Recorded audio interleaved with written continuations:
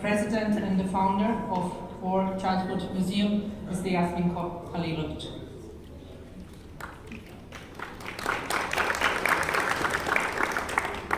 Thank you, Commissioner, and thank you, President, for hosting this exhibition at the Council of Europe. 30 years ago, I was 4 when the siege of my home city of Sarajevo started.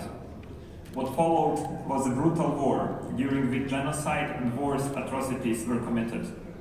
Hundreds of thousands of children, including myself, grew up affected by the Bosnian War, around 1,000 kilometers from Strasbourg. 12 years ago, I started the War Childhood Project, which first resulted in a book and then grew up into a museum that won the Council of Europe Museum Prize in 2018.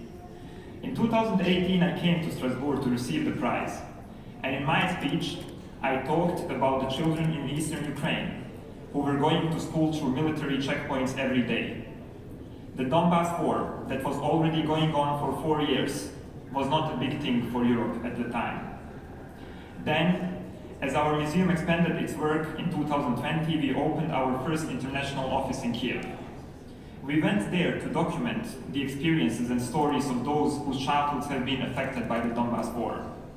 We did not know what will follow, and even when I was leaving Kiev on 20th of February this year, 4 days before the full-scale war started, I was still hoping it won't happen.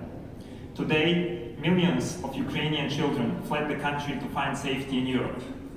Millions of them are still in Ukraine, many of them directly suffering every day. One of the most frustrating things for us Bosnians during the war was the lack of solidarity and support from Europe. Today, the whole generation of us, whose war childhoods did not matter a lot to European community, is watching Europe and expecting more support for Ukraine. We expect more unity. We expect to see Europe that acts decisively to defend values it stands for. And we do witness a more decisive Europe today than we did during the Bosnian War. But this seems not to be enough. While we are opening this exhibition, the children of Ukraine are still suffering. The Russian army is killing and wounding them. Their childhoods are disrupted. They are deprived of their rights to education, freedom of movement, safety and peace.